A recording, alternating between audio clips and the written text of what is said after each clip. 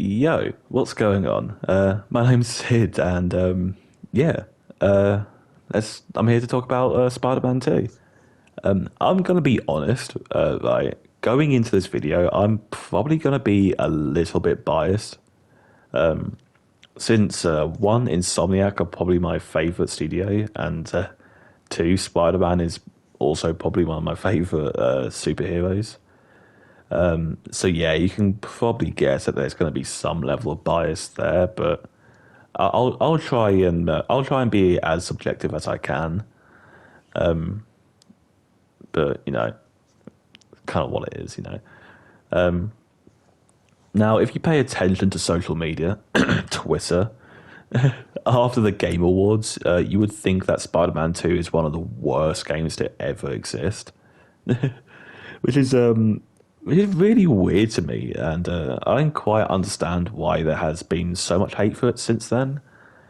Like, obviously, people have different opinions on everything, and nothing in this world is ever free from criticism. But honestly, I feel like a lot of it felt quite unwarranted, and well, hating on something just for the sake of hating on something.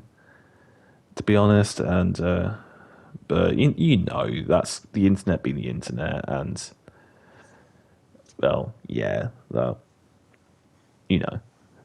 But yeah, anyway, I think Spider-Man 2 gets pretty much everything right. Like, it does everything a good sequel should do. Improve and add to what's already there. There's new types of side content, and obviously a whole new story. Yeah, there's also more gameplay features and everything. Yeah, so I've got to say that. But yeah, before we fully go into it, first of all, you might as well subscribe while you're here. You might as well. And yeah, so check out my Twitch in the description. I stream there pretty much every day, and yeah, you'll see what other games I'm gonna be talking about. So yeah, you might as well go have a look. But yeah, so now that that's out the way, I am going to be talking about the story first. So if you don't want any spoilers whatsoever, I'm going to put a timestamp on screen so you can skip to that part if you want. So yeah, from now on until well, whatever point I'm done talking about the story, it's going to be spoilers. So you've been warned. So this is the first game in the series where you can play as both Peter and Miles, which means there's obviously times where you can only play as either one. Which, to be honest, I'm very happy they didn't go down the co-op route, because I think they would have had to change the game a lot, well, a lot about the game itself, and some missions and side content wouldn't work since some of it is locked behind Peter or Miles. Some story points like the Miles and Peter fight probably wouldn't work. The Howard mission, in particular, I feel would not have worked if you could play as either Miles or Peter. This is very much a Peter mission, I think. And can I just say that that mission broke my heart, man? Like, how can you do that to Howard? Like, how can you do my boy Howard dirty like that? He's my boy. It made me really, really sad that that we're not going to get any more Howard in the future games. Like, it absolutely sucks, man. Like, but yeah. Anyway, Insomniac continues their trend of starting the game with this big cinematic fight. The first game was the Fisk takedown. Miles Morales was the Rhino escape, and with Spider-Man 2 is the Sandman fight. And can I just say, it is so fucking fun. It is so much fun doing that. Like, the dude is huge. He's massive. Like, he's like as tall as buildings, like some of the skyscrapers in New York, of all places. And but yeah, the fight ends up taking place like across the whole map, which then leads to some side content where you can fight like little mini ones, like some like small side sandmen, sand people. Either yeah, but anyway, this fight kind of did make me want to see if see like Insomniac try and do an Attack on Titan game, because from a gameplay point of view, I think they could like do it really well, and well, yeah, it would be interesting to see how they pull it off. To be honest, like it's yeah, like it'll be very interesting to see how they if they could pull that off. But I think the writing might have. I feel like they might need to get some like writers from like maybe the guys that worked on the anime to do it. I don't know, because it might not be the same style, maybe, but from gameplay point of view, I think that'll work. So yeah, we end up meeting Harry finally after waiting for like 2 games to meet him. We finally do, and I feel like he's a good character, like a really good character. I think he's got really good chemistry with both Peter and MJ. But well, he is meant to be their best friend, so I'd hope so, you know. And with him being here, we hear more about Peter's backstory and what they were like back in school. Since you know, like Peter's obviously older, like an older guy. He's like in his 20s at this point, like mid 20s, I think. I think. But yeah, if you haven't been following the last couple of games, you would know that Harry has been suffering from this illness called well, forgive me if I'm pronouncing it wrong. Is it Oshtoren syndrome? Again, forgive me if I'm pronouncing it wrong. So I genuinely have not heard of it before this game. I think that is. I don't know if they specifically mention what it was called in the game, but I remember seeing that that's what it was. That's what it was. So yeah, forgive me if I'm pronouncing it wrong. But yeah, that's been passed down from his mother, who's we already know has passed away from it. But yeah, he's been going through this treatment that turns out to be the symbiote. You know, that fucking weird alien fucking thing that comes down from space, and and it seems to be working quite well with him, to be honest. Since you know he's been completely fine since he got it. Like he's he's doing really well with it, you know. But yeah, I'm not gonna go through every single detail of the story because I feel like I shouldn't, and people should experience the game firsthand. And plus, if I was to do that, I'll be here for hours. It's like speaking about every minute detail about this game.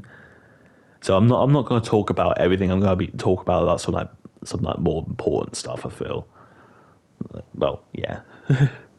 But yeah. Anyway, later on we find out that Harry has these like powers because of the symbiote, and yeah, so he's got like superhuman strength and whatnot. Cause that's like a product of having the symbiote there, and yeah. So him and Pete were fighting Craven, and oh yeah, Craven has come to New York to hunt like sort of, well, everyone here basically, because he obviously heard about all the stories about everyone in New York, right? Because well, yeah, a little backstory. He's I think it was cancer. I think it was. I'm not too sure, but he has an illness, and he wants to go on a last hunt because he doesn't want to die from an illness.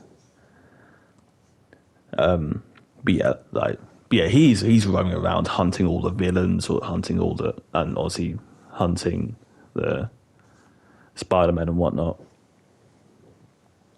And but yeah, Peter nearly dies at that point. He nearly dies. So Harry was there. Miles, where I think MJ was there. I think.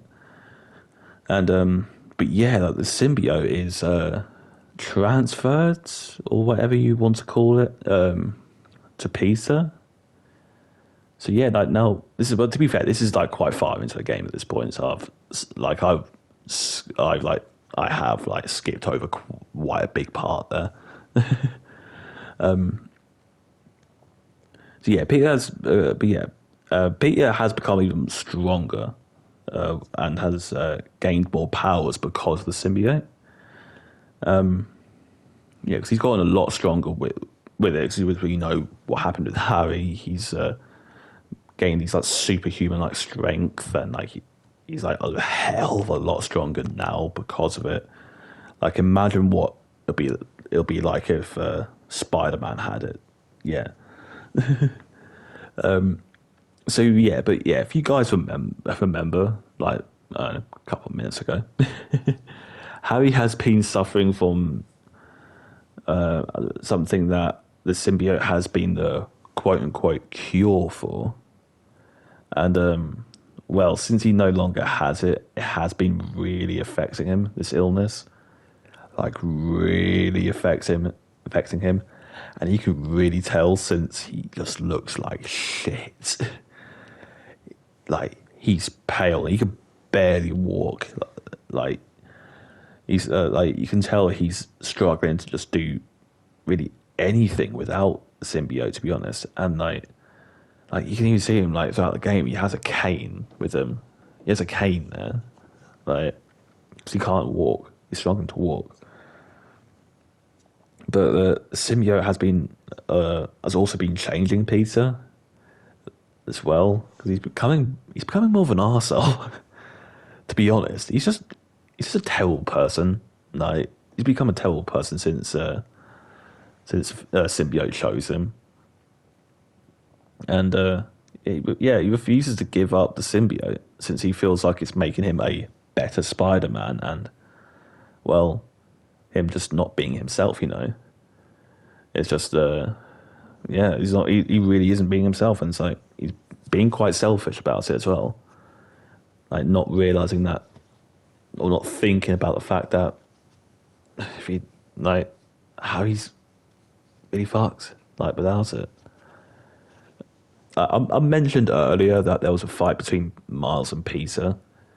It got to a point where they had to fight Peter because the symbiote was affecting him so much that they had no other choice but to do that. Like it's just yeah, they had no other choice. So, but by the end of the fight, Peter actually ends up taking off the symbiote. He actually comes to senses, and so yeah, that must be good news, right? You would think that's good news. Like he's like yeah, Peter finally comes to his senses and pretty much back to normal, right? He can still probably help Harry out since he's still struggling, but obviously it's not going to be that simple, right? The doctors don't want him don't want to give it back to him just yet, because once he study it or whatnot, they want to see how it actually affects people, how it changes people, because it obviously really did change Spider-Man. But anyway, Harry does get the symbiote back, and it goes really, really badly. he he ends up turning into Venom, and we all know that's not gonna go well. Once Venom ends up there, we know it's just gonna go horribly.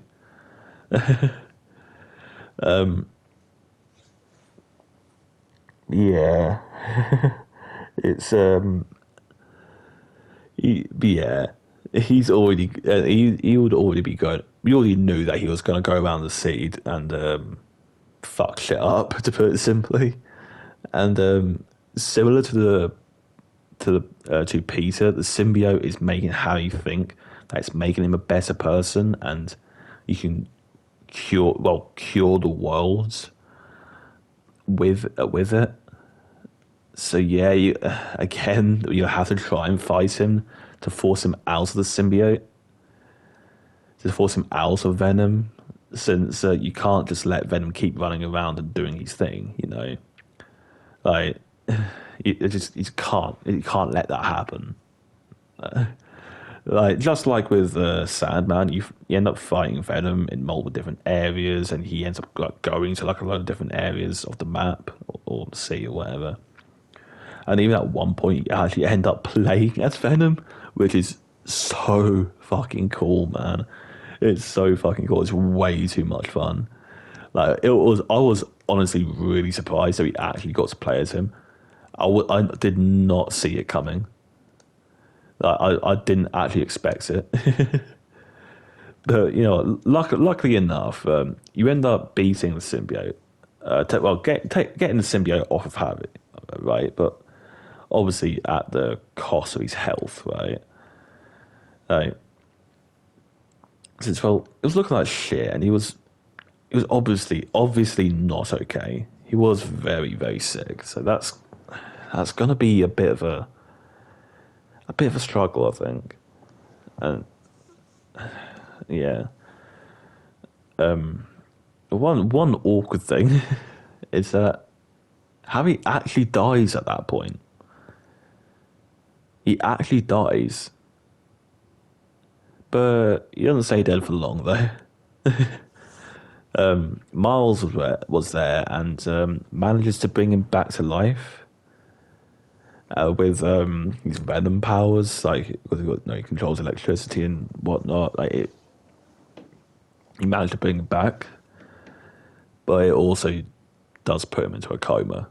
So he's out. He's in a coma. He's not conscious or whatever. Like, um, but yeah, he's alive, but he's obviously not okay, right? And yeah, and yeah, because of that, it massively hit. Yeah, it massively hurts Norman, right? And Norman Osborn is Harry's dad, by the way. If you don't somehow know that, and yeah, Norman is still trying to find a cure for what Harry is suffering with. He also blames the Spider-Man for putting Harry back into the situation and making Harry sick again. Like he holds a lot of hatred for them too, because he blames Harry being sick for essentially he blames them for everything that's going wrong. And because of that, it massively hints at Norman becoming Green Goblin for the next game, as well as a few other characters as well. Like obviously outside of just that one part. I know they teased the chameleon at some point, and I know at the end of the game they teased Cindy as well. And if you don't know who she is, she's another spider person, Spider Woman. I don't know. She calls herself Silk either way. So I don't think they ever call her Spider Woman or whatever. Anyway, yeah.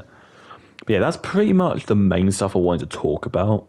Obviously, there's a lot I have not brought up, and God, there's a lot I have not brought up. I haven't even mentioned Scream. I haven't mentioned like a lot, like running into a lot of the enemies you fight in the last games. That's a lot. That's a lot I haven't covered, but like, yeah, there's probably too much to talk about, and there's only so much I can bring up before I feel like it's dragging on too much. And yeah, I don't want this video to drag on any more than it is, because I'm looking at the recording time right now. It's like 19 minutes, right?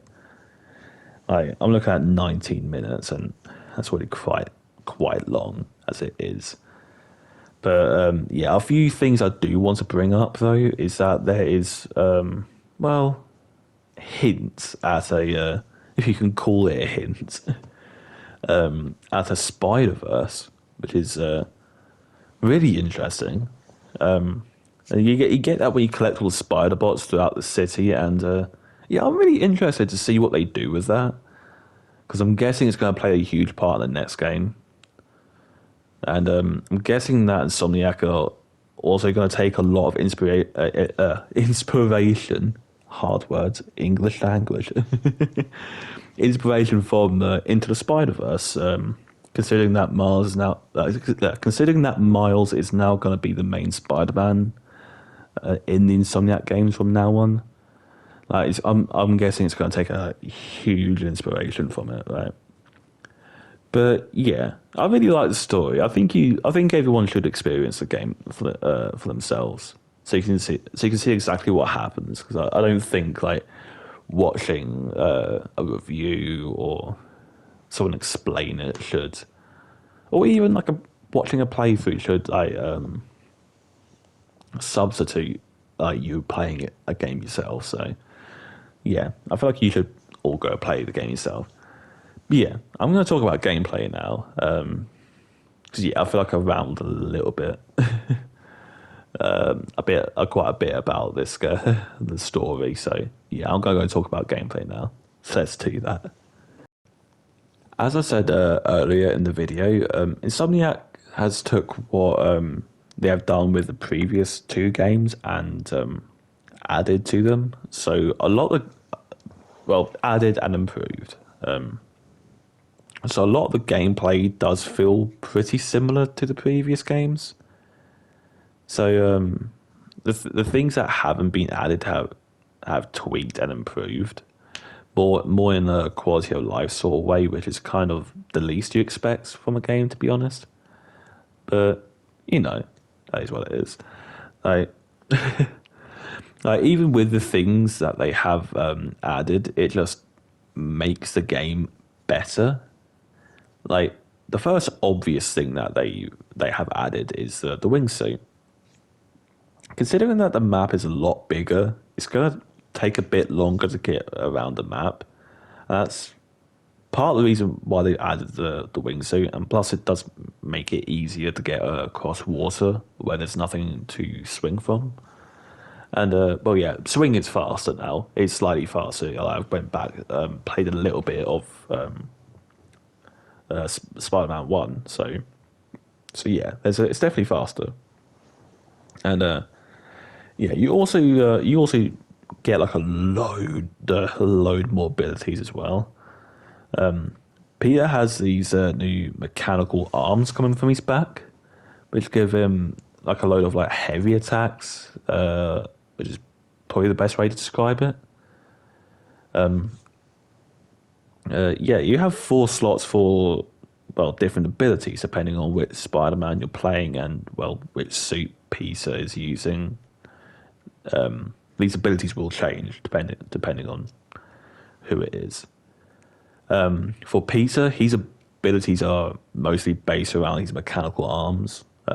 One ability will force all the enemies around you, like in this like, big circle, up in the air to make them easy to attack. Like do air combat, makes them like vulnerable, so they won't attack. They won't hit. They won't attack back. Another ability will let you hit a single enemy multiple times, like at one go. Yeah, there's a few there. There's a few there. But yeah, with these Venom suit, you get some different abilities. Like there's one where you can slam like a load of enemies on the floor, like which is really fucking funny. It's so funny to see, but it's so fun.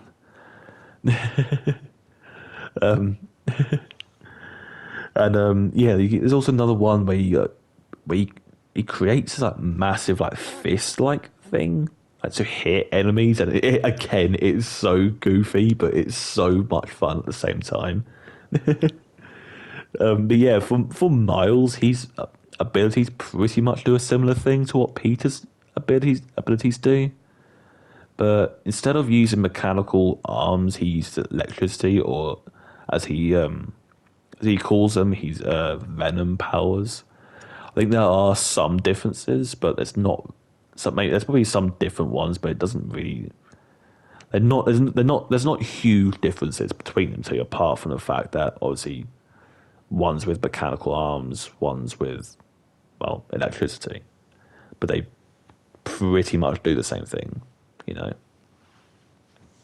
But yeah, like honestly, like adding these abilities, like just makes the gameplay flow so much better, and to make it even more exciting and interesting.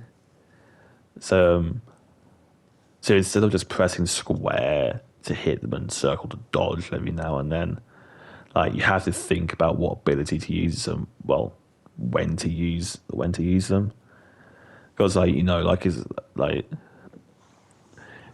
yeah, because it'll get a bit mindless after a while. So if like these abilities aren't there, it's a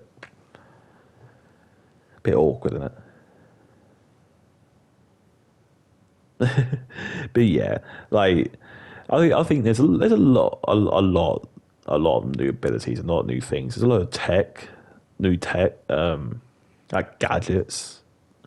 Honestly, I don't remember a whole lot of the gadgets in the first game, since I didn't necessarily use them a lot. I didn't really use a lot in the first game.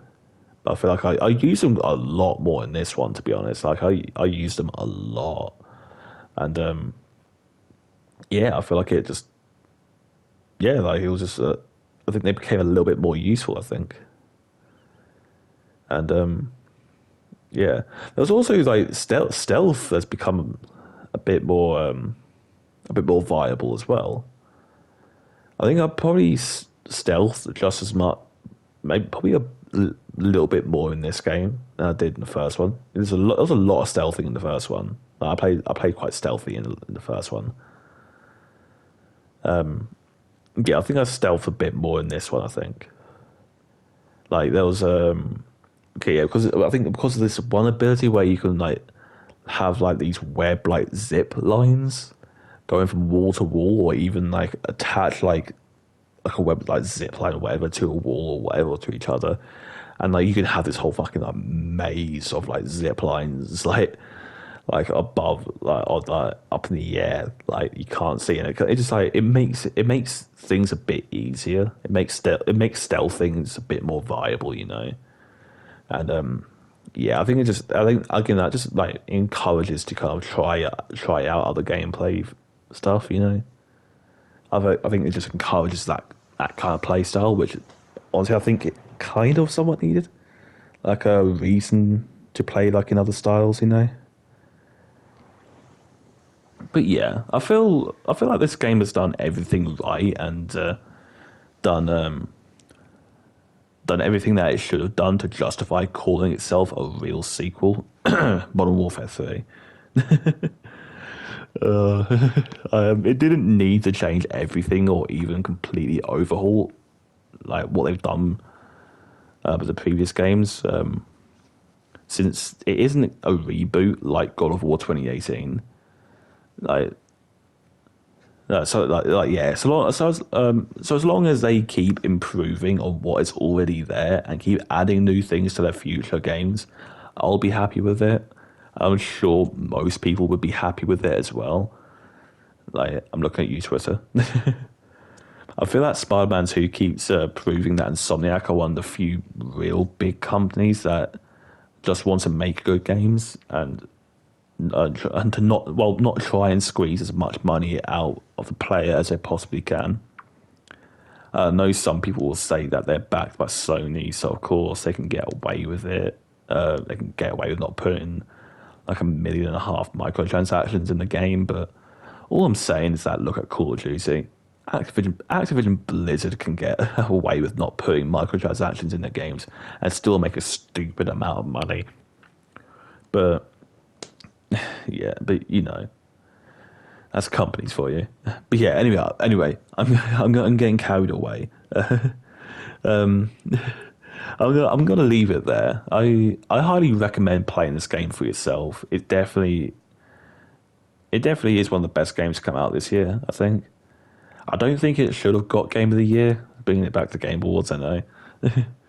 I don't think it should have got Game of the Year, but it deserved to be nominated, because I think this year was absolutely fucking stacked with games, and like I think both the first Spider-Man and Spider-Man 2 got really unlucky because they both were releasing years that had great fucking games in them. The first one that come out, It had God of War 2018 and Red Dead 2.